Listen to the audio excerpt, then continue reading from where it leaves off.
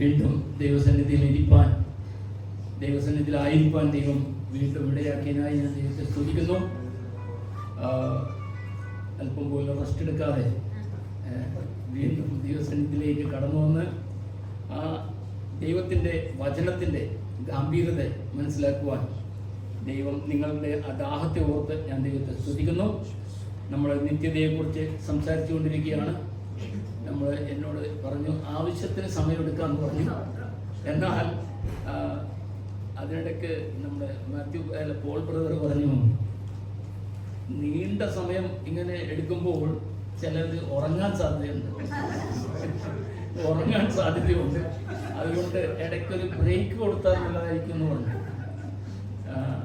പക്ഷേ ഞാൻ വിശ്വസിക്കുന്നത് ആ ദാഹമുണ്ടെങ്കിൽ ഉറക്കം നമ്മൾ വിട്ടുമാറും. പിന്നെ പറഞ്ഞു ഈ ടെക്നോളജിയൊക്കെ ഒത്തിരി ഡെവലപ്പ് ആയതുകൊണ്ട് ഓൺലൈനിൽ കൂടി പിന്നെ ഇതിൻ്റെ വീഡിയോ ഒക്കെ ഉണ്ടാവും. അത് കേട്ടാലും ചിലർക്കൊന്നും മയങ്ങിയാലും കുഴപ്പമില്ല, അത് കേൾക്കാമല്ലോ എന്ന് പറഞ്ഞു. അതൊക്കെയുണ്ട്. പക്ഷേ എന്നാൽ ഞാൻ കോളേജിൽ പഠിപ്പിച്ചുകൊണ്ടിരിക്കുന്ന സമയത്ത് ഓൺലൈൻ ക്ലാസ് എടുക്കുമായിരുന്നു. ഞാനൊരു ഉദാഹരണം പറയുക. ഓൺലൈൻ ക്ലാസ് എടുക്കുമ്പോൾ സ്റ്റുഡൻസ് അറ്റൻഡ് ചെയ്യണം. അവർക്ക് അറ്റൻഡ് ചെയ്താലും ഒക്കത്തുള്ളൂ. അതനുസരിച്ച് വേണം അവരുടെ അറ്റൻഡൻസ് എടുക്കാനായിട്ട്. എന്ത് ചെയ്യും? ഇവര് ഓൺ ചെയ്യും, ക്യാമറ ഓൺ ആക്കത്തില്ല. നോക്കുമ്പോൾ അറ്റൻഡ് ചെയ്യുക. എവിടെയാ? ഒന്നില്ലെങ്കിൽ ബജാറിലായിരിക്കും, അല്ലെങ്കിൽ ഫുട്ബോൾ ഗ്രൗണ്ടിലായിരിക്കും, അല്ലെങ്കിൽ മറ്റെവിടെയെങ്കിലും ആയിരിക്കും. ഇതാണ് ഓൺലൈനിന്റെ ഒരു പ്രത്യേകത. മനസ്സിലായില്ലേ? ഓൺ ചെയ്തില്ല. അതേസമയം ക്യാമറ ഓൺ ആണെങ്കിൽ അവനവിടെ ഇരുന്നാലേ ഒക്കത്തുള്ളൂ. ആകയാല് എനിക്ക് ഓൺലൈൻ ക്ലാസ്സിനോട് എനിക്ക് വലിയ താല്പര്യമില്ല. എനിക്ക് ഞാൻ കോളേജിൽ നിന്ന് റിട്ടയർഡ് ആയപ്പോഴത്തേക്കും ഓൺലൈൻ ക്ലാസ്സസിന് വേണ്ടി ഒത്തിരി സ്ഥലത്ത് എന്നെ വിളിച്ചു. ഞാൻ പറഞ്ഞു എനിക്ക് വേണം. കാരണം നമ്മളെ ഫിസിക്കൽ ആ പ്രസൻസിൽ നിന്ന് നമ്മൾ കേൾക്കുന്നതും ഓൺലൈൻ ക്യാമറ ഓൺ ആക്കാതെ ചെയ്യുന്നതുമായിട്ടൊക്കെ ഒത്തിരി വ്യത്യാസമുണ്ട്. ഞാൻ അതിലേക്കൊന്നും പ്രവേശിക്കുന്നില്ല. എനിക്ക് തന്ന സമയം തക്കത്തിൽ ഉപയോഗിക്കുവാൻ ഞാൻ ആഗ്രഹിക്കുകയാണ്. നമ്മൾ ആദ്യത്തെ രാവിലത്തെ സെക്ഷനിൽ പറഞ്ഞത് ദൈവം നിത്യത എന്നുള്ള ആ വസ്തുത അത് ഒരു സങ്കല്പമല്ല, അതൊരു റിയാലിറ്റിയാണ്. ആ റിയാലിറ്റി വർക്ക് ചെയ്യുന്നു.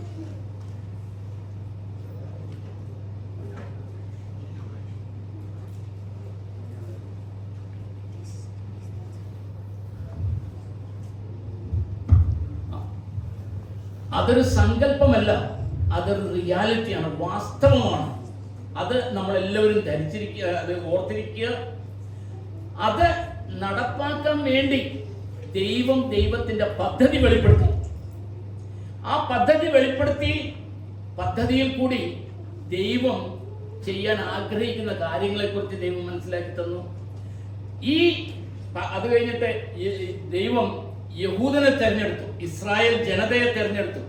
നമ്മൾ ഉൽപ്പത്തി പുസ്തകം 12-ാം അധ്യായത്തിൽ വായിക്കുമ്പോൾ അബ്രഹാം, ഗോത്രപിതാവായ അബ്രഹാമിനെ ദൈവം ഒരു സ്പെഷ്യൽ പർപ്പസിന് വേണ്ടി വേർതിരിക്കുക.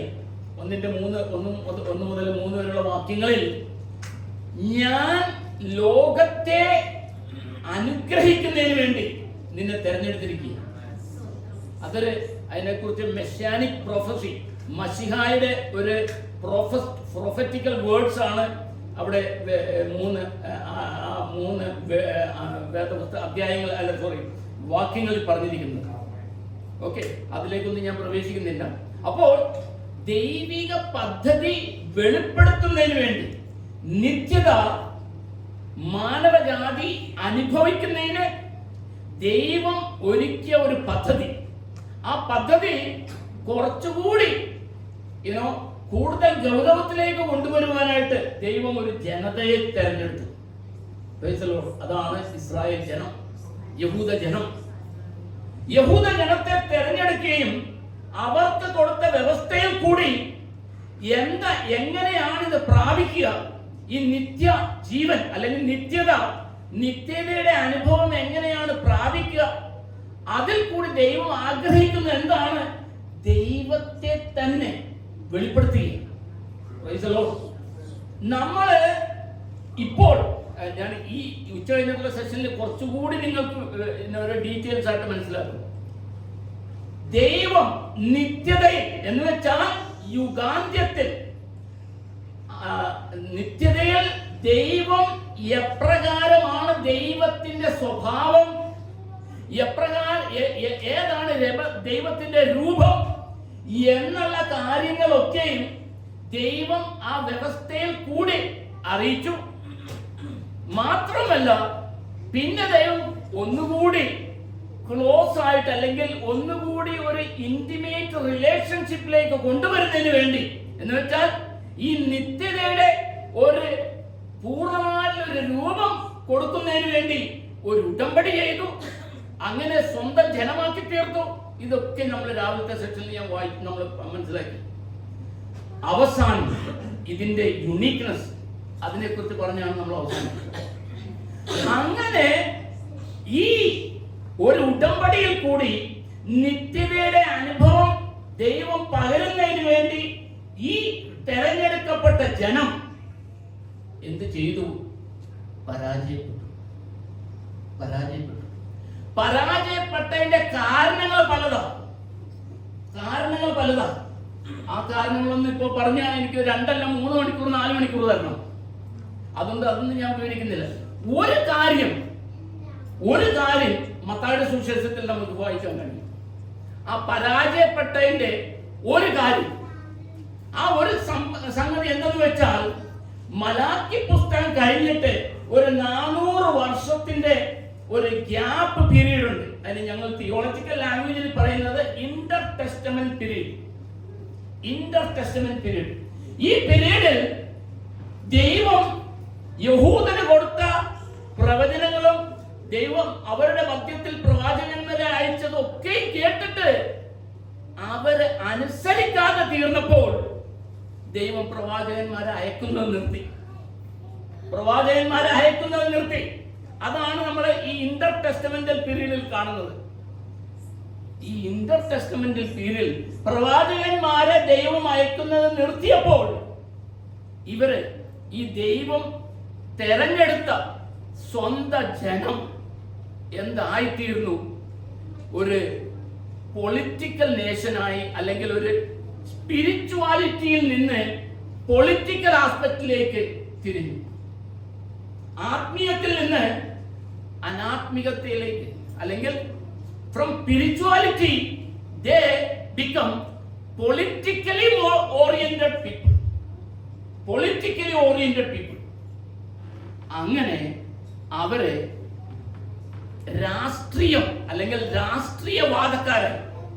രാഷ്ട്രീയവാദക്കാരായി തീർന്നപ്പോൾ രാഷ്ട്രീയവാദത്തിൽ അവർ ഊന്നൽ കൊടുത്തത് നിത്യതയെ കുറിച്ചുള്ള ഊന്നലല്ല, പിന്നെയോ റേഷ്യൽ പ്യൂരിറ്റിയിലെ അവര് ഊന്നൽ കൊടുത്ത് യഹൂദന്റെ blood, the blood of Jews, that become very prominent.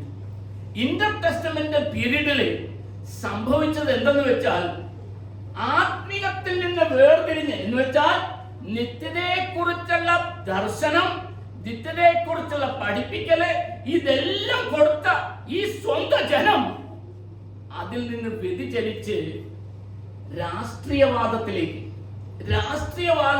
തിരിഞ്ഞ് യഹൂദൻ അവന്റെ ബ്ലഡിൽ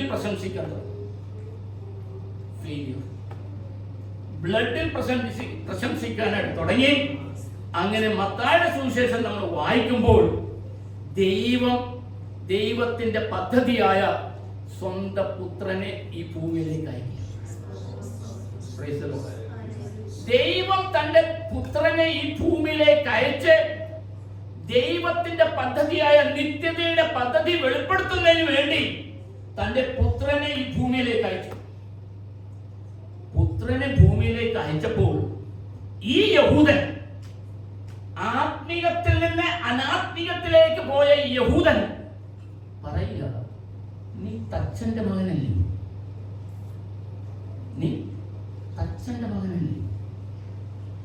പിന്നെ പറയുക, നീ ഞങ്ങളുടെ ബ്ലഡുമായിട്ട് എന്നാ റിലേഷൻ, ഞങ്ങളുടെ ബ്ലഡുമായിട്ട് എന്നാ റിലേഷൻ, നീ മേരിയുടെ മകനാ. മേരി ആരാ?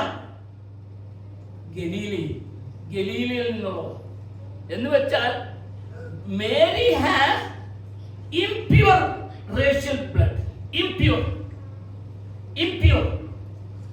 അങ്ങനെ എന്ന് വെച്ചാൽ അവിഹിത ബന്ധത്തിൽ ഉത്ഭവിച്ച ഒരു പുത്രനാണ് നീ.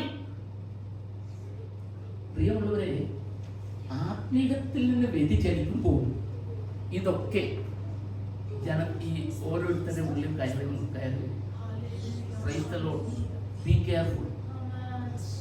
ആത്മീയത്തിൽ നിന്ന് വ്യതിചലിക്കുമ്പോൾ നിന്റെ ഉള്ളത്തിൽ ഇതുപോലെയുള്ള ആശയങ്ങൾ ഉയർന്നു വരും. തച്ചന്റെ മകൻ, അവിഹിതത്തിലുണ്ടായ പുത്രൻ, അങ്ങനെയുള്ള വെളിപ്പാടുകൾ. Be careful. ഇതിനെക്കുറിച്ചൊന്നും ഞാൻ കൂടുതലായിട്ട് വിവരിക്കുന്നില്ല. അങ്ങനെ ഈ അലിഗേഷൻ യേശുക്രിസ്തുവിനെ കുറിച്ചുള്ളപ്പോൾ മത്തായി തന്റെ സുവിശേഷത്തിൽ കൂടി ഈ അലിഗേഷൻ ചെയ്തവരെ പഠിപ്പിക്കുന്ന ഒരു വിഷയമാണ് ജെനിയോളജി ഓഫ് ജീസസ് ക്രൈസ്റ്റ്. 1-ാമത്തെ അധ്യായത്തിലെ യേശുക്രിസ്തുവിന്റെ വംശാവലിയെ കുറിച്ചാണ് പറയുന്നത്. യേശുക്രിസ്തുവിന്റെ വംശാവലിയിൽ നമ്മൾ ഇപ്പൊ വായിക്കണ്ട, വീട്ടിൽ ചെന്നിട്ട് വായിച്ചാൽ മതി. വംശാവലിയെ കുറിച്ച് പറയുമ്പോൾ ആദം മുതലുള്ള വംശാവലി ഇങ്ങോട്ട് വരുമ്പോൾ അവസാനം 1:16 വായിച്ചു. യാക്കോബ് മറിയയുടെ ഭർത്താവായ യോസേഫിനെ ജനിപ്പിച്ചു. അവളിൽ നിന്ന് ക്രിസ്തു എന്ന പേരുള്ള യേശു ജനിച്ചു. മതി. അവിടെ ദൈവം മത്തായിയെ എടുത്തുപയോഗിച്ചിട്ട് മത്തായിയിൽ കൂടി പറയുകയാണ്, God wants to alter this genealogy. Praise the Lord. ദൈവം ദൈവിക പദ്ധതി വെളിപ്പെടുത്തുന്നതിന് വേണ്ടി ഒരു മത്തായി സുവിശേഷകനെ ഉപയോഗിച്ചിട്ട് പറയുകയാണ്, ഇവൻ തച്ചന്റെ മകനല്ല, ഇവൻ മേരി. എന്ന് വെച്ചാൽ ദൈവത്തിന്റെ ഹിതം, ദൈവ പദ്ധതി നിറവേറ്റുവാൻ ദൈവം തെരഞ്ഞെടുത്തൊരു പാത്രമാണ് മേരി. Praise the Lord. എന്നിട്ട് മത്തായി പറയുകയാണ്, നീ നിന്റെ സ്വന്തം ബ്ലഡിനെ കുറിച്ച് പ്രശംസിക്കേണ്ട ആവശ്യമില്ല. നിന്റെ വംശാവലിയിൽ തന്നെ 4 അന്യജാതി സ്ത്രീകളുണ്ട്. How will you boast about that? ആയതുകൊണ്ട് യേശുക്രിസ്തുവിനെ ഈ ഭൂമിയിലേക്ക് അയച്ചത് ദൈവത്തിന്റെ പദ്ധതി. ആ പദ്ധതി വെളിപ്പെടുത്തുവാൻ, ആ പദ്ധതി നിറവേറ്റുവാൻ ദൈവം ഒരു പാത്രത്തെ ഉപയോഗിച്ചു. അതാണ് ക്രിസ്തു, അതാണ് മേരി. Praise the Lord. പ്രിയമുള്ളവരെ, ദൈവിക പദ്ധതിയായ നിത്യതയെ ദൈവം നിവർത്തിക്കുന്നതിന് വേണ്ടി എന്നെയും നിങ്ങളെയും ദൈവം ഉപയോഗിക്കും. Praise the Lord.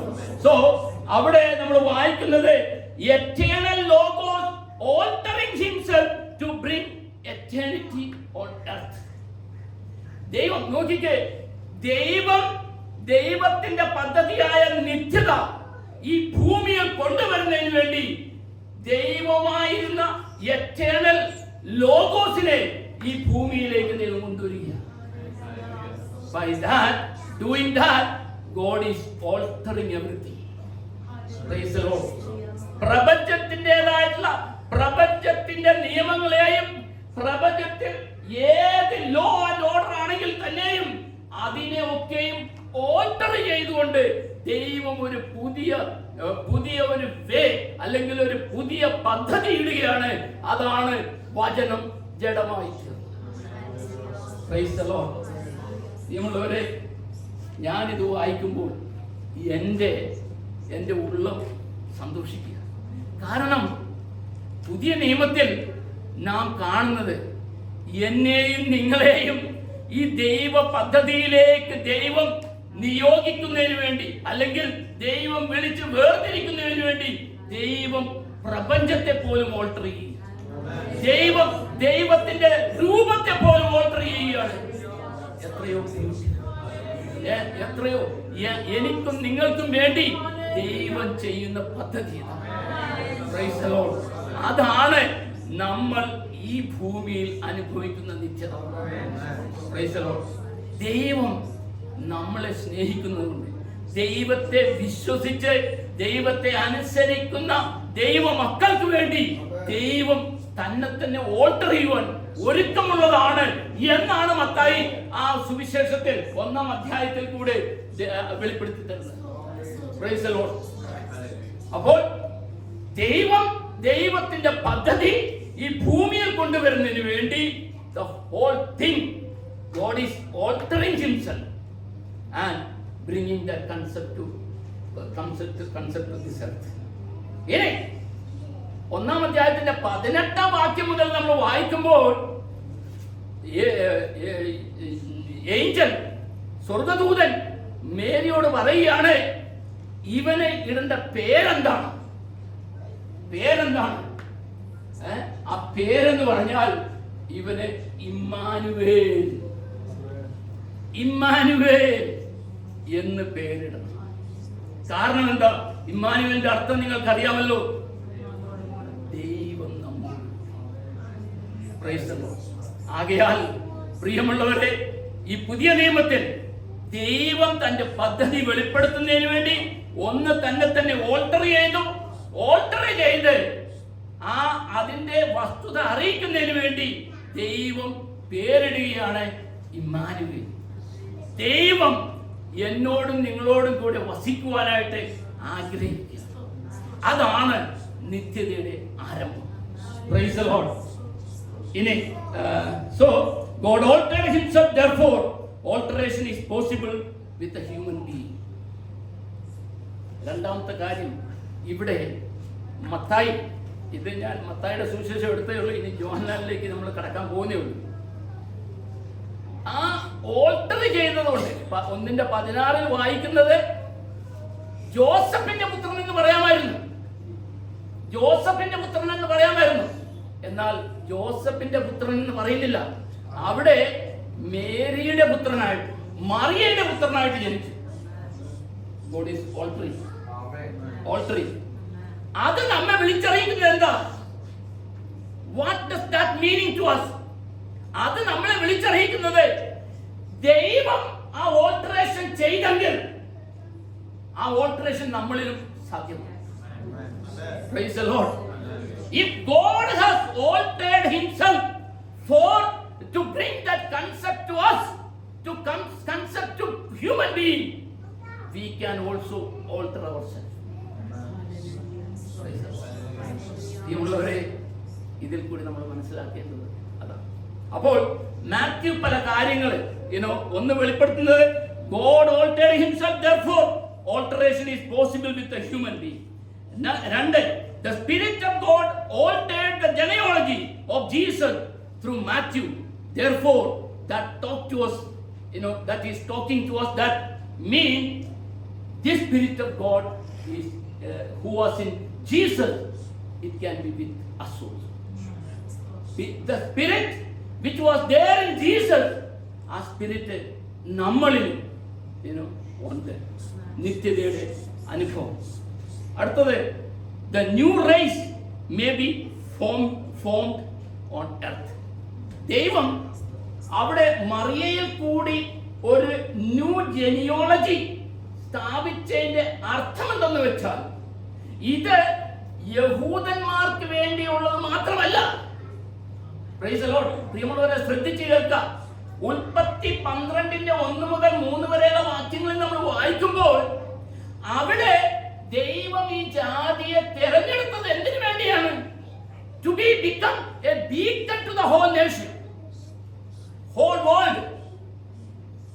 ഭൂലോകത്തിൽ ഒന്ന് വായിക്കട്ടെ, ജനസിസ് ഉൽപ്പത്തി 12:3 വാക്യം ഒന്ന് വായിച്ചേ.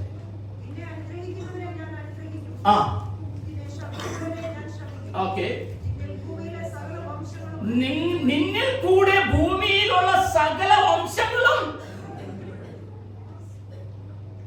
നിന്നിൽ കൂടെ ഭൂമിയിലുള്ള സകല രാജ്യങ്ങളും അനുഗ്രഹിക്കപ്പെടണം. Messianic prophecy. പ്രിയമുള്ളവരെ, അപ്പോൾ ഇവിടെ ഈ ജെനിയോളജി ഓൾട്ടർ ചെയ്തതിന്റെ അർത്ഥം എന്തെന്ന് വെച്ചാൽ മാറ്റി നമ്മളോട് പറയുന്നത്, it is not only for Jews, it is for the entire world, universal. ഈ നിത്യത എന്ന് പറയുന്നത് പെന്തിക്കോസ്തുകാരുടെ മാത്രം ഒരു അവകാശമല്ല. Praise the Lord. ഭൂമിയിലുള്ള സകല മാനവജാതിയുടെയും സകല മാനവജാതിക്കും വേണ്ടി ദൈവം ഒരുക്കിയ ദൈവിക പദ്ധതിയാണ് നിത്യത. Praise the Lord. പ്രിയമുള്ളവരെ, അത് കാണിക്കുന്നതിന് വേണ്ടിയാണ് മാത്യു ആ ജെനിയോളജിയിൽ വ്യത്യാസം കൊണ്ടുവരുന്നത്. അത് മാത്യുവിന്റെ ഒരു ഇതല്ല, ദൈവം മാത്യുവിൽ കൂടി പ്രവർത്തിക്കുകയാണ്. എന്ന് വെച്ചാൽ യേശു ക്രിസ്തുവിൽ കൂടി, ഏകജാതനായ പുത്രനായ യേശു ക്രിസ്തുവിൽ കൂടി ഒരു പുതിയ കമ്മ്യൂണിറ്റി രൂപീകരിക്കുകയാണ് അവിടെ ചെയ്യുന്നത്. പുതിയ കമ്മ്യൂണിറ്റി. Praise the Lord. ഏതാണ് ഈ പുതിയ community? The church. The church. New community means the church. The church has to be a new community where we can experience this eternity. Praise the Lord. അങ്ങനെ പല കാര്യങ്ങളും മാറ്റി ഇവിടെ പറയുകയാണ്. അപ്പോൾ ദൈവം ഈ പദ്ധതി നിറവേറ്റുന്നതിന് വേണ്ടി ഒരു ഓൾട്ടറേഷൻ ചെയ്യുകയാണ്. ആ ഓൾട്ടറേഷൻ യേശുക്രിസ്തുവിനെ കൂടി സകല ഭൂമിയിലുള്ള സകല ജനതയും അനുഗ്രഹിക്കപ്പെടും. Praise the Lord. Through you the whole earth or the whole universe, എത്രയോ രാജ്യങ്ങളുണ്ട്, ആ രാജ്യങ്ങളൊക്കെയും അനുഗ്രഹിക്കപ്പെടും. പക്ഷേ യഹൂദൻ പരാജയപ്പെട്ടു. ആ പരാജയപ്പെട്ടതിന്റെ മെയിൻ റീസൺ എന്ന് വെച്ചാൽ ഇന്റർ ടെസ്റ്റമെന്റൽ പീരീഡിൽ പല ഉപദേശങ്ങൾ പൊങ്ങി വന്നു, പല ചിന്തകൾ വന്നു. Israel become a politically oriented nation. സ്പിരിച്വാലിറ്റിയിൽ നിന്ന് മാറി പൊളിറ്റിക്കലി ഓറിയന്റഡ് നേഷനായി മാറിയപ്പോൾ അതിൽ നിന്ന് അങ്ങനെ പരാജയപ്പെട്ടപ്പോൾ പ്രിയമുള്ളവരെ, ദൈവിക പദ്ധതി ഒരിക്കലും പരാജയപ്പെടുകയില്ല. ശത്രു അത് തകർക്കുവാൻ, ദൈവിക പദ്ധതി തകർക്കുവാൻ പലവിധമായുള്ള ഇത് കൊണ്ടുവരും, ഡിസ്റ്റർബൻസസ് കൊണ്ടുവരും, തടസ്സങ്ങൾ കൊണ്ടുവരും. എന്നാൽ ദൈവിക പദ്ധതി, ദൈവിക പ്ലാൻ, അതിനെ തകർക്കുവാൻ ഭൂലോകത്തിലോ മേലോകത്തിലുള്ള ഒരു ശക്തിക്കും കഴിയില്ല എന്ന് ദൈവത്തിന്റെ വചനം. പ്രിയമുള്ളവരെ, ദൈവിക പദ്ധതി നിറവേറ്റുന്നതിന് വേണ്ടി ദൈവം നിങ്ങളെ തെരഞ്ഞെടുത്തിരിക്കുന്നു, എന്നെ തെരഞ്ഞെടുത്തിരിക്കുന്നു. എന്നാൽ നമ്മൾ ആ പദ്ധതിയിൽ നിന്ന് പരാജയപ്പെട്ട, ഫെയിലിയർ ആയാൽ ദൈവം മറ്റുള്ളവരെ തെരഞ്ഞെടുക്കും. അത് ഓർമ്മയിലിരിക്കുക. ഇനി നമ്മുടെ വിഷയത്തിലേക്ക് വരാം. ഞാൻ ഇനി അത് ഒരു വാക്യം കൂടി എന്തുകൊണ്ട് പരിചയപ്പെട്ടതിന്റെ ഒരു വാക്യം കൂടി വായിക്കുമ്പോൾ യോഹന്നാൻ 1:11 കൂടി വായിച്ചു. യോഹന്നാന്റെ സുവിശേഷം 1:11. അവൻ സ്വന്തത്തിലേക്ക് വന്നു.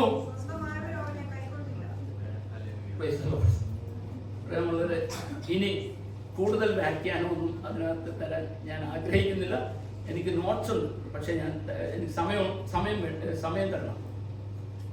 സ്വന്തത്തിലേക്ക് വന്നു, സ്വന്തമായ യഹൂദജനം അവനെ തിരസ്കരിച്ചു. അങ്ങനെ തിരസ്കരിച്ചപ്പോൾ ദൈവം പുതിയ ഒരു ജനതയെ തെരഞ്ഞെടുക്കുക, പുതിയ ഒരു കമ്മ്യൂണിറ്റിയെ രൂപീകരിക്കുക. ആ കമ്മ്യൂണിറ്റിയാണ് നിങ്ങളും ഞാൻ. Praise the Lord.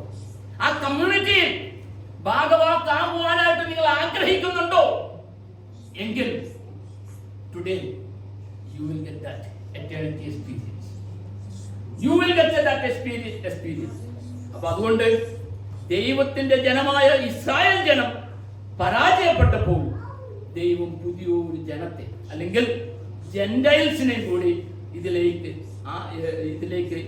മാറ്റുകയാണ്, അല്ലെങ്കിൽ ഇതിലേക്ക് കൊണ്ടുവരികയാണ്.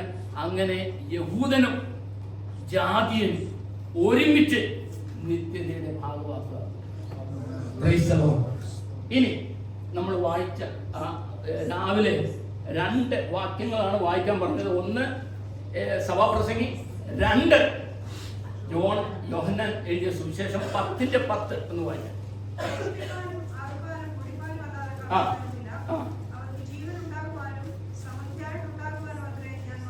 മതി.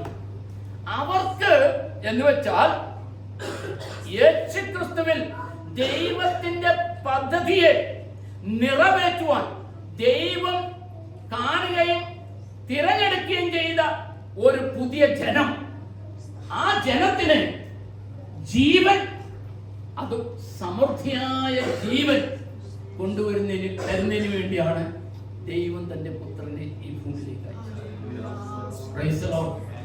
ആകയാൽ നമ്മൾ ഈ ഭൂമിയിലായിരിക്കുമ്പോൾ തന്നെ ആ സമൃദ്ധിയായ ജീവൻ നമുക്കുണ്ടാകും. സമൃദ്ധിയായ ജീവൻ നമ്മൾ പ്രാപിക്കണം. അല്ല എങ്കിൽ പ്രിയമുള്ളവരെ, ഈ ജീവിതം കൊണ്ട് വല്ല അർത്ഥമുണ്ടെന്ന് എനിക്ക് തോന്നുന്നില്ല. ഞാൻ എൻ്റെ അടുത്ത പോയിന്റിലേക്ക് വരുമ്പോൾ നിങ്ങൾക്ക് വളരെ ക്ലിയർ ആയിട്ട് മനസ്സിലാവും. ഇനി യേശുക്രിസ്തു യഹൂദനായി ജനിച്ചു, യഹൂദന്മാർ അവനെ തിരസ്കരിച്ചു, റിജക്റ്റ് ചെയ്തു. ദൈവം പുതിയൊരു കമ്മ്യൂണിറ്റിയെ രൂപീകരിക്കുക, അതാണ് ചർച്ച്. എന്നാൽ യേശുക്രിസ്തു ഭൂമിയിൽ ആയിരുന്നപ്പോൾ യേശുക്രിസ്തു യഹൂദന്മാരുടെ നിയമപ്രകാരവും യഹൂദന്മാരുടെ ചട്ടങ്ങളും ഇതെല്ലാം കണ്ട് കേട്ട് ഒരു പുതിയ explanation. That means Jesus is bringing a new dimension to many of the teaching. നിങ്ങളൊരു മനസ്സിലാക്കിയോ? ഒരു പുതിയ ഡയമെൻഷൻ, ഒരു പുതിയ വ്യാഖ്യാനം ദൈവം കൊണ്ടുവരിക, യേശുക്രിസ്തു കൊണ്ടുവരിക. അതിന് ചില ഉദാഹരണങ്ങൾ ഞാൻ പറയാം. ഒന്ന്, ഫാസ്റ്റിങ്ങിനെ കുറിച്ച് ഒരു ന്യൂ ഡയമെൻഷൻ, ഒരു ന്യൂ ടീച്ചിങ് യേശുക്രിസ്തു കൊണ്ടുവരുന്നുണ്ട്. ഇനി ആരാധനയെ കുറിച്ച് യേശുക്രിസ്തു ഒരു പുതിയ ടീച്ചിങ് എന്ന് പറഞ്ഞാൽ ന്യൂ ഡയമെൻഷൻ. ഓക്കെ, ഒരു പുതിയ ചിന്ത യേശുക്രിസ്തു കൊണ്ടുവരികയാണ്. അങ്ങനെ പല വിഷയങ്ങളിലും യേശുക്രിസ്തു ഒരു പുതിയ ഡയമെൻഷൻ കൊണ്ടുവരുന്നു. ആ പുതിയ ഡയമെൻഷൻ നിത്യതയെ കുറിച്ചും യേശുക്രിസ്തു ഒരു പുതിയ ഡയമെൻഷൻ കൊണ്ടുവരുന്നു. Praise the Lord. ആ പുതിയ ഡയമെൻഷൻ നമുക്ക് 1-2 വാക്യങ്ങൾ വായിക്കുമ്പോൾ നമുക്കത് ക്ലിയർ ആവും. എന്നാൽ എൻ്റെ ഈ ഉച്ച കഴിഞ്ഞത്തെ സെഷനിൽ ഞാൻ ഊന്നൽ കൊടുക്കുവാൻ ആഗ്രഹിക്കുന്നത് യോഹന്നാന്റെ സുവിശേഷം. കാരണം യോഹന്നാന്റെ സുവിശേഷം അത് എന്തിനു വേണ്ടിയാണ് സുവിശേഷകൻ അത് എഴുതിയത് എന്ന് നമ്മൾ മനസ്സിലാക്കണം. യോഹന്നാന്റെ സുവിശേഷം എഴുതിയതിന്റെ മെയിൻ കാരണം എന്ന് വെച്ചാൽ toward the end of the first century, ആ കോണ്ടെക്സ്റ്റിലാണ് യോഹന്നാന്റെ സുവിശേഷം എഴുതുന്നത്. അപ്പോഴത്തേക്കും ആ പെന്തിക്കോസ്ത് നാളിലും തുടർന്നുള്ള സമയങ്ങളിലും ഉണ്ടായിരുന്ന ആ ഒരു ആവേശം, ദൈവജനത്തിന്റെ തന്നെ ആവേശം, അതൊക്കെ ഒന്ന് മങ്ങലേറ്റു. പ്രത്യേകിച്ച് യോഹന്നാന്റെ സഭയിൽ, യോഹന്നാൻ ശുശ്രൂഷിക്കുന്ന സഭയിലുള്ള വിശ്വാസികൾ അവരുടെ ജീവിതത്തിലും മങ്ങലേറ്റെന്ന് പറഞ്ഞാൽ വിശ്വാസത്തിൽ പതറിപ്പോകുന്ന അനുഭവം, അല്ലെങ്കിൽ നിത്യതയുടെ അനുഭവത്തിൽ ജീവിച്ച ഈ ജനം അതിൽ നിന്ന് ഒന്ന് മങ്ങി, സാധാരണ ആ ആവേശമൊക്കെ മാറി മറ്റ് ചിന്തകളിലേക്ക് ഒഴുകി പോകുമ്പോൾ അത് മനസ്സിലാക്കി അവരെ വീണ്ടും നിത്യതയുടെ അനുഭവത്തിലേക്ക് കൊണ്ടുവരികയും നിത്യതയെ കുറിച്ച് പഠിപ്പിക്കുകയും വേണ്ടി എഴുതിയ ഒരു സുവിശേഷമാണ് യോഹന്നാന്റെ സുവിശേഷം. നിങ്ങൾ എല്ലാവരും യോഹന്നാന്റെ സുവിശേഷം വായിച്ചു കാണും. എന്നാൽ യോഹന്നാന്റെ സുവിശേഷം വായിച്ചിട്ടുണ്ടെങ്കിൽ അതിന്റെ മുഖ്യ വിഷയം എന്താണ്? ഇതൊരു ബൈബിൾ ക്ലാസ് ആണല്ലോ, അപ്പോൾ ആർക്ക് വേണമെങ്കിലും ചോദ്യങ്ങൾ ചോദിക്കുകയും ഉത്തരം പറയാനും തെറ്റിക്കും. യോഹന്നാന്റെ സുവിശേഷം എല്ലാവരും വായിച്ചിട്ടുള്ളതാണ്. എന്നാൽ അതിന്റെ മുഖ്യ വിഷയവസ്തു എന്താ? What is the theme of the gospel? John's gospel, യേശുവിന്റെ എബിലിറ്റി, ഡിവിനിറ്റി, അതൊക്കെ ഉണ്ട്. ഞാൻ സമയം കളയുന്നില്ല. യോഹന്നാന്റെ സുവിശേഷം നമ്മൾ വായിക്കുമ്പോൾ 1-ാമത്തെ അധ്യായം മുതൽ 21-ാമത്തെ അധ്യായം വരെ നിങ്ങൾ വായിക്കും. ജീവൻ, the life is the main theme of the gospel. യോഹന്നാന്റെ സുവിശേഷത്തിന്റെ കാതലായ വിഷയം എന്ന് പറയുന്നത് ജീവൻ. ആ ജീവൻ എന്താ? 3:16 വായിക്കട്ടെ. യോഹന്നാന്റെ സുവിശേഷം 3:16.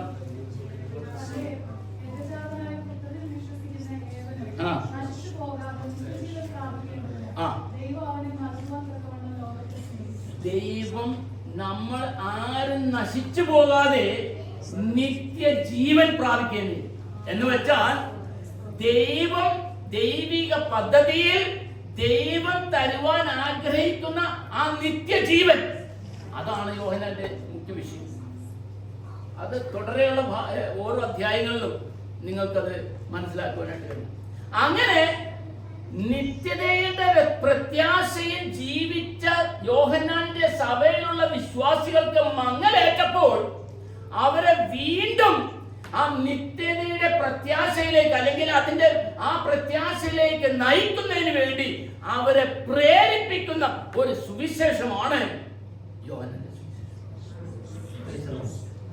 ഓക്കെ, അപ്പോൾ ഇനി യോഹന്നാന്റെ സുവിശേഷത്തിൽ വരുന്നതിന് മുമ്പ് യേശുക്രിസ്തു എന്താണ് ഈ നിത്യതയെ കുറിച്ച് ഒരു ന്യൂ ടീച്ചിങ്സ് അല്ലെങ്കിൽ ഒരു ന്യൂ ഡയമെൻഷൻ പറയുന്നത് എന്തെന്ന് നമുക്ക് മത്തായിയുടെ സുവിശേഷം വായിക്കുമ്പോൾ നമുക്ക് മനസ്സിലാക്കാൻ കഴിയും. 9-ാം അധ്യായം അതിന്റെ 14 മുതൽ 15 മുതലുള്ള വാക്യം ഒന്ന് വായിച്ചാൽ.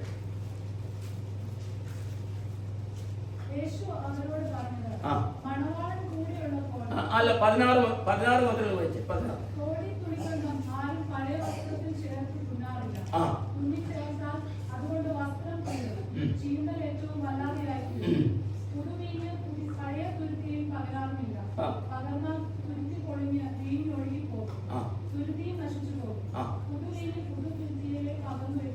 മതി. നിങ്ങൾ പല പ്രാവശ്യം വായിച്ച് ചിലപ്പോൾ ദൈവദാസന്മാരെ പ്രസംഗിച്ചിട്ടുള്ളതാണ്. എന്നാൽ എത്രത്തോളം അതിൻ്റെ ഡീപ് മീനിങ് മനസ്സിലാക്കിയിട്ടുണ്ടെന്ന് എനിക്കറിയത്തില്ല. ആരെങ്കിലും പറഞ്ഞ് തന്നിട്ടുണ്ടെങ്കിൽ ഇതൊരു റിപ്പീറ്റേഷനായിട്ട് കരുതുക. എന്നാൽ നിത്യതയെക്കുറിച്ച് യേശുക്രിസ്തു പഠിപ്പിക്കാനായിട്ട് ജനത്തെയും അതുപോലെ തന്നെ ശിഷ്യന്മാരാരാ? യഹൂദ ജാതിയിൽ നിന്ന് വന്നിരിക്കുന്ന ശിഷ്യന്മാരാണ്. അവരെ യേശുക്രിസ്തുവിന്റെ പ്രവൃത്തിയും പ്രീച്ചിങ്ങും ടീച്ചിങ്ങും ഒക്കെയും കണ്ട് യേശുക്രിസ്തുവിനോട് കൂടിയിരിക്കുന്നവരാണ്. അപ്പോ അവരെയും ശിഷ്യന്മാരെയും പുരുഷാരത്തിനും പരീശന്മാരോടും സദൂക്യന്മാരോടും എല്ലാവർക്കും വേണ്ടി ഒരു പുതിയ വ്യാഖ്യാനം, ദൈവിക പദ്ധതിയായ നിത്യതയെ കുറിച്ച് ഒരു പുതിയ വ്യാഖ്യാനം തരികയാണ് ഈ 2 ഉപമകളിൽ. ഒന്ന്, ആദ്യത്തെ ഉപമ എന്തെന്ന് വെച്ചാൽ, ആരും പുതിയ തുണി പഴയ തുണിയുമായിട്ട് തുന്നാറില്ല, സ്റ്റിച്ച് ചെയ്യാറില്ല. അതാണ് ഒന്നാമത്തെ ഉപമ. രണ്ടാമത്തെ ഉപമ എന്തെന്ന് വെച്ചാൽ, ആരും പുതിയ വീഞ്ഞ് പഴയ തുരുത്തിയിൽ വെക്കാറ്. അങ്ങനെ വെച്ചാൽ പൊളിഞ്ഞു. ഓക്കെ, അതാണ് 2 ഉപമകൾ. അപ്പോൾ ഈ 2 ഉപമകളിൽ കൂടി യേശുക്രിസ്തു എന്താണ് പഠിപ്പിക്കുവാൻ ആഗ്രഹിക്കുന്നത്? നിത്യതയുടെ സത്യമാണ് യേശുക്രിസ്തു ഇവിടെ പഠിപ്പിക്കാനായിട്ട് ആഗ്രഹിക്കുന്നത്. Praise the Lord. ആദ്യത്തെ ഉപമ എന്ന് പറഞ്ഞാൽ, പഴയ തുണി പുതിയ തുണി. ഓക്കെ, എന്ന് വെച്ചാൽ ദൈവം തന്റെ പുത്രനായ യേശുക്രിസ്തുവിൽ കൂടി ഒരു പുതിയ കവനന്റ് രൂപീകരിക്കുവാൻ ആഗ്രഹിക്കുന്നു. Praise the Lord. ഒരു പുതിയ കവനന്റ്, ഒരു ഉടമ്പടി. ആ ഉടമ്പടി ഞാൻ രാവിലെ പറഞ്ഞല്ലോ, പഴയ നിയമത്തിൽ പഴയ നിയമ വിശുദ്ധന്മാരോടുകൂടി ദൈവം ഉടമ്പടി ചെയ്തു. അതെല്ലാം ഒരു നിഴൽ മാത്രമായിരുന്നു. എന്ന് വെച്ചാൽ പുതിയ ഒരു കവനന്റ്, പുതിയ ഒരു ഉടമ്പടി ക്രിസ്തുവിൽ കൂടി ദൈവം സ്ഥാപിക്കുവാൻ ആഗ്രഹിക്കുന്നു. അതിന്റെ ഒരു നിഴൽ മാത്രമായിരുന്നു. Praise the Lord. യേശു ക്രിസ്തു കടന്നു വന്ന് ആ പുതിയ ഉടമ്പടി കൊണ്ടുവരികയാണ്. Praise the Lord. ആ ഉടമ്പടിക്ക് അതിനെ ഉദാഹരണമായിട്ട് കൊണ്ടുവരുന്ന ഉപമയാണ് പഴയ തുണി പുതിയ തുണി. അപ്പോൾ രാവിലെ ഞാൻ പറഞ്ഞല്ലോ, ദൈവം എല്ലാ മനുഷ്യരോടും അല്ലെങ്കിൽ മാനവജാതിയോടുകൂടെ ഒരു ഉടമ്പടി ആഗ്രഹിക്കുകയാണ്.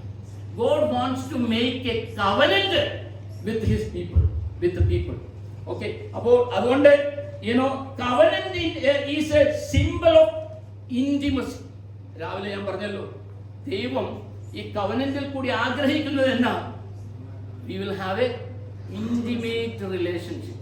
Intimacy means intimacy ഉണ്ടാകണമെങ്കിൽ രണ്ട് കൂട്ടരും ഒരുമിച്ച് കടന്നു വരണം. Praise the Lord. അങ്ങനെ intimacy ഉണ്ടായാൽ there you will experience the dwelling of God. ദൈവത്തിന്റെ വാസം, ദൈവം വസിക്കുന്ന ഇടം, അവിടെയാണ് ആ ഇന്റിമസി ഉണ്ടാകത്തുള്ളൂ. അപ്പോൾ യേശുക്രിസ്തുവിൽ കൂടെ ആ ഇന്റിമേറ്റ് റിലേഷൻഷിപ്പ് ദൈവം ആഗ്രഹിക്കുകയാണ്. അതിനുവേണ്ടി ഒരു പുതിയ ഉടമ്പടിക്ക് വേണ്ടി ദൈവം ആഹ്വാനം ചെയ്യുകയാണ്. അതാണ് നമ്മൾ വായിച്ചത്. അപ്പോൾ ഞാൻ രാവിലെ പറഞ്ഞതുപോലെ ഉടമ്പടി ആവശ്യമാണ്. ഉടമ്പടി ഉണ്ടായാൽ മാത്രമേ നമുക്ക് ആ ദൈവിക ഇന്റിമസി അല്ലെങ്കിൽ ദൈവവുമായിട്ടുള്ള ആ ഇന്റിമേറ്റ് റിലേഷൻഷിപ്പ് കടന്നു വരികയുള്ളൂ. അത് വളരെ അത്യാവശ്യമാണ്. ഇനി ഈ മെറ്റഫറിൽ കൂടി, ഈ ഉപമയിൽ കൂടി ദൈവം എന്ത് പഠിപ്പിക്കുവാനായിട്ടാണ് ആഗ്രഹിക്കുന്നത്?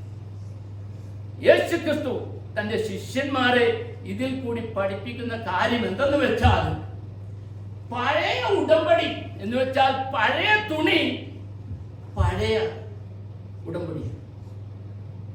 ഉടമ്പടിയാണ്. ആ ഉടമ്പടി it was temporary. It was a temporary arrangement. It was not adequate. It was inadequate. എന്ന് വെച്ചാൽ ആ ഉടമ്പടി താൽക്കാലികമാണ്, അത് പെർഫെക്റ്റ് അല്ല. ആകയാൽ ഒരു പുതിയ ഉടമ്പടി ദൈവം ക്രിസ്തുവിൽ കൂടി നിയമിക്കുവാൻ പോകുകയാണ്. അതിലേക്ക് നിങ്ങൾ പ്രവേശിക്കും.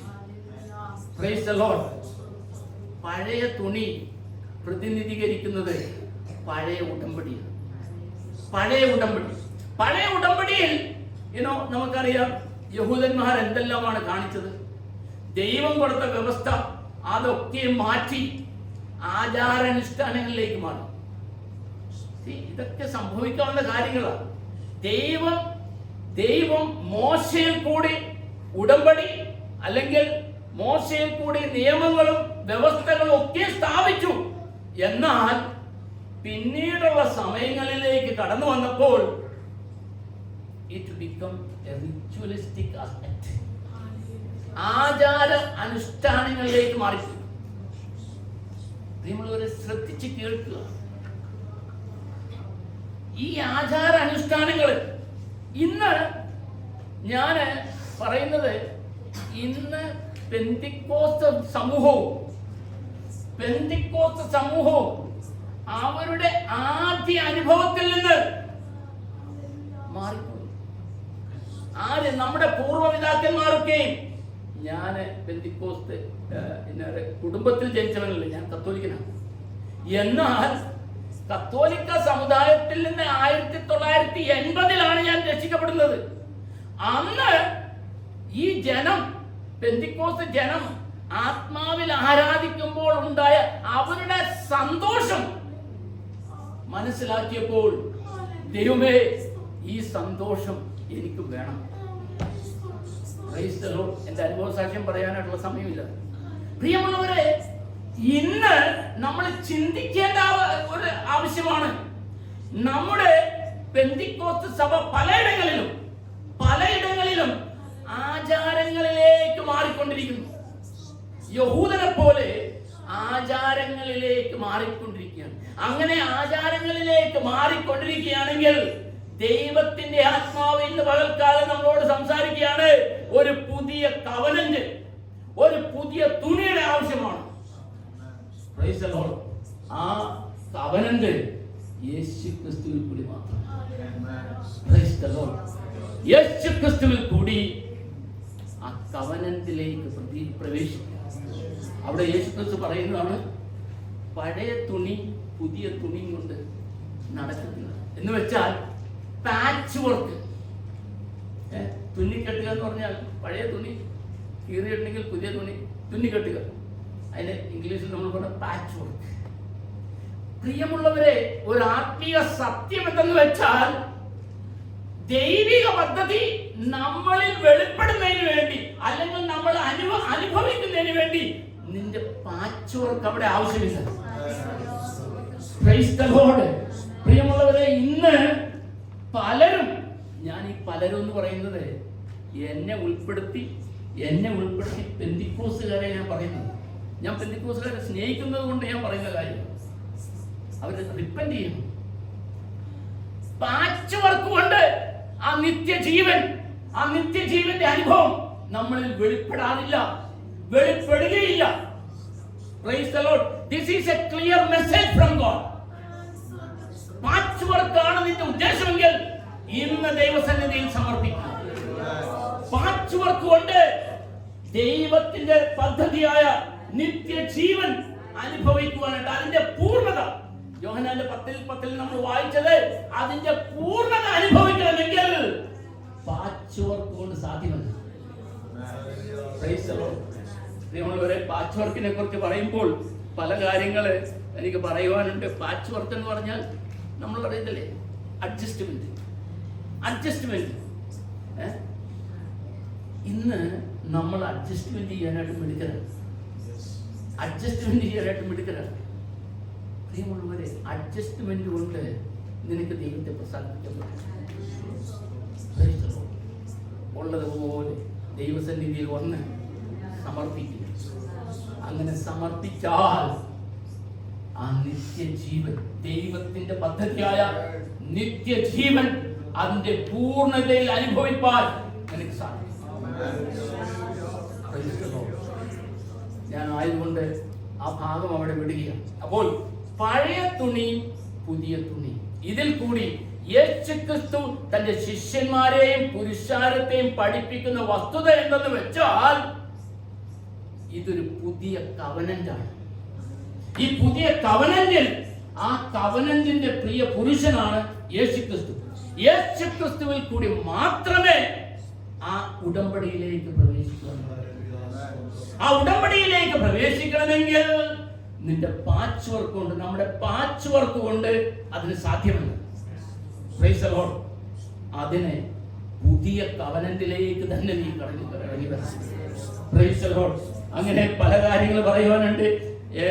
ട്രഡീഷണൽ റിലീജിയസ് എക്സ്പീരിയൻസസ്, ഒബ്സർവൻസസ് ഇതെല്ലാം മാറി ദൈവം new covenant requires a new framework. New covenant requires a new framework. ആ ന്യൂ ഫ്രെയിംവർക്ക് ആണ് യേശുക്രിസ്തുവിൽ കൂടി ദൈവം നമുക്ക് തന്നിരിക്കുന്ന ഫ്രെയിംവർക്ക്. പ്രിയമുള്ളവരെ, ആ ഫ്രെയിംവർക്കിലേക്ക് let us come. Jesus brings a new way based on external rituals and law keeping, and he cannot, this new framework cannot be possible with a patchwork. It has to be completely, we need to completely avoid those things, old cloth, and come to a new cloth. Praise the Lord. അത്രയും പറഞ്ഞ് ഞാൻ അതവിടെ നിർത്തുകയാണ്. So that means യേശുക്രിസ്തു നിത്യതയെക്കുറിച്ച് ഒരു പുതിയ dimension കൊണ്ടുവരികയാണ്. ആ ഡൈമെൻഷൻ 2 ഉപമകളിൽ കൂടി യേശു ക്രിസ്തു നമ്മളോട് സംസാരിക്കുന്നു. ഒന്ന് പഴയ തുണി, പുതിയ തുണി. പുതിയ തുണി വിശേഷിപ്പിക്കുന്നത് യേശു ക്രിസ്തുവിൽ കൂടി ദൈവം സ്ഥാപിക്കാൻ ആഗ്രഹിക്കുന്ന ആ പുതിയ കവനന്റ്. ആ പുതിയ കവനന്റിലേക്ക് നമ്മൾ പ്രവേശിക്കും. ആ പുതിയ കവനന്റിലേക്ക് അല്ലെങ്കിൽ ഉടമ്പടിയിലേക്ക് നമ്മൾ പ്രവേശിക്കുമ്പോൾ we are going to enter into the intimate relationship with God. Praise the Lord. ദൈവം അത് വാഗ്ദത്തം ചെയ്തിരിക്കുക, പ്രോമിസ് ചെയ്തിരിക്കുക. ദൈവം പ്രോമിസ് ചെയ്താൽ പഴയ നിയമത്തിൽ പറഞ്ഞതുപോലെ he is faithful. ദൈവം അത് നിവർത്തിക്കും.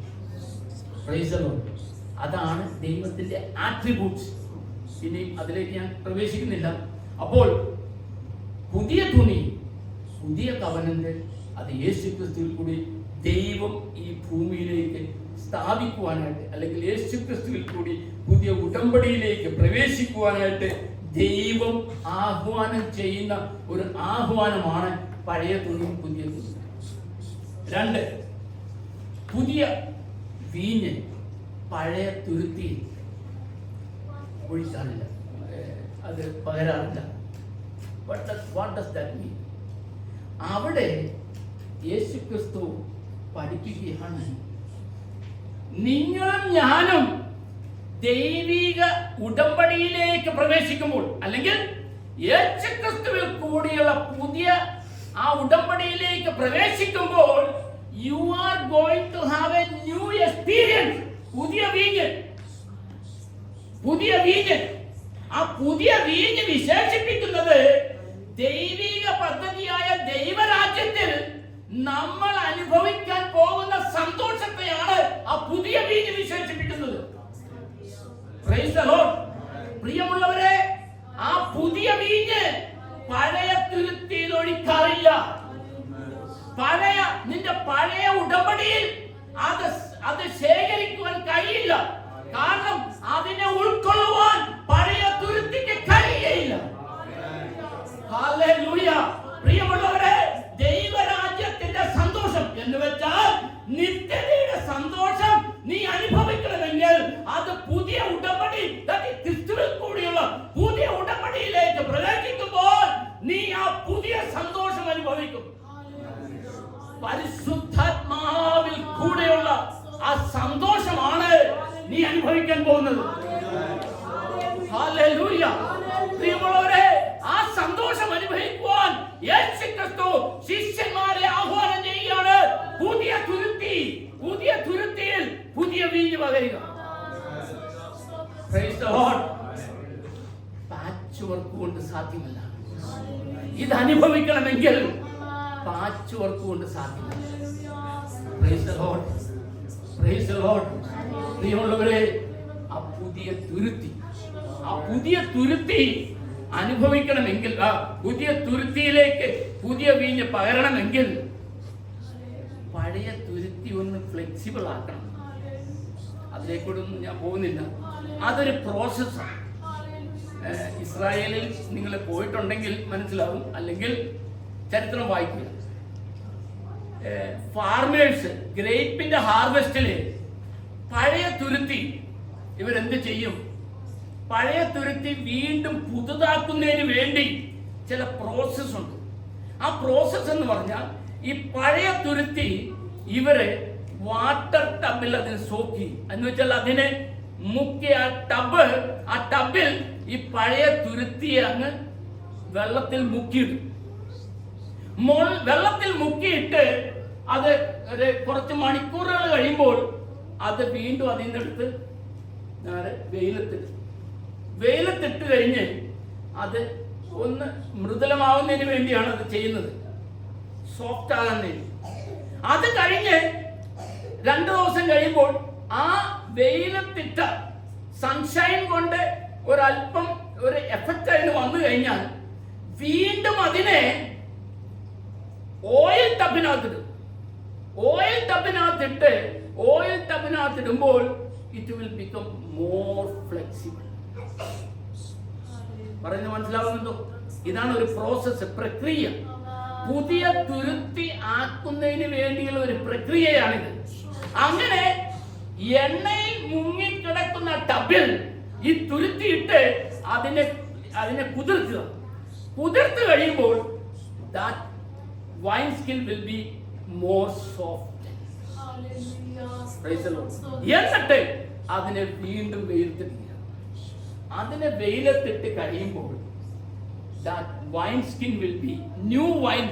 It will become a new wine skin. That means it become ഒരു പുതിയ തുരുത്തിയായി മാറിക്കഴിഞ്ഞു. രണ്ട് പ്രോസസ്സിൽ കൂടി, ഒന്ന് വാട്ടർ, രണ്ട് ഓയിൽ. ഇത് രണ്ടും ദൈവവചനം നമ്മളെ എന്താ പഠിപ്പിക്കുന്നത്? ദൈവവചനമാകുന്ന വെള്ളം, വാട്ടർ, ദൈവത്തിന്റെ ആത്മാവിന്റെ ശക്തിയാകുന്ന ഓയിൽ. ഈ രണ്ട് പ്രക്രിയയിൽ കൂടി ഇത് കടന്നു പോകുമ്പോൾ ഈ തുരുത്തി ഫ്ലെക്സിബിൾ ആണ്. Then it can contain wine, new wine. That means now this wine skin, new wine skin is flexible. It can contain any power. പ്രിയമുള്ളവരെ, പുതിയ ഉടമ്പടിയിൽ കൂടി ദൈവം എന്നിലും നിങ്ങളിലും ചെയ്യുവാൻ ആഗ്രഹിക്കുന്നത് we need to be more flexible. Hallelujah. പ്രിയമുള്ളവരെ, നമ്മൾ ഒരു ഫ്ലെക്സിബിൾ അനുഭവത്തിലേക്ക് കടന്നു വരുന്നത് വരെയും വെള്ളത്തിലും ആത്മാവിലും മുങ്ങിക്കിടക്കേണ്ട ഒരു അനുഭവം നമ്മുടെ ജീവിതത്തിൽ വേണം. എങ്കിൽ മാത്രമേ ഈ പുതിയ വീഞ്ഞ് വിശേഷിപ്പിക്കുന്നത് നിത്യതയിൽ നാം അനുഭവിക്കാൻ പോകുന്ന ആ ആത്മീയ സന്തോഷമാണ് ഈ തുരുത്തിയിൽ നാം ഈ ഭൂമിയിലായിരിക്കുമ്പോൾ അനുഭവിക്കുന്നത്. ഞാൻ ഇതിനെക്കുറിച്ച് ഇതിന്റെ ആഴങ്ങളിലേക്ക് പോകുമ്പോൾ ഞാൻ ദൈവസന്നിധിയിൽ നിന്ന് ദൈവത്തെ സ്തുതിക്കുന്നു. ഹല്ലേലൂയ. ദൈവം നിത്യതയുടെ അനുഭവം എന്നിലും നിങ്ങളിലും തരുന്നതിന് വേണ്ടി എന്തെല്ലാം കാര്യങ്ങളാണ് ചെയ്യുന്നത്. മത്തായി പറയുന്നത് ആ ദൈവം അതിനെ ഓൾട്ടർ ചെയ്തു. മത്തായി പറയുന്നത് ദൈവം ഇതിനെ മനസ്സിലാക്കുന്നതിന് വേണ്ടി രണ്ട് ഉപമ നമുക്ക് പറഞ്ഞു മനസ്സിലാക്കി തരികയാണ്. അങ്ങനെ ദൈവം നമ്മളെ കുറിച്ച് ആഗ്രഹിക്കുന്നത് നിത്യതയുടെ അനുഭവമായ ആത്മാവിന്റെ സന്തോഷം. Praise the Lord.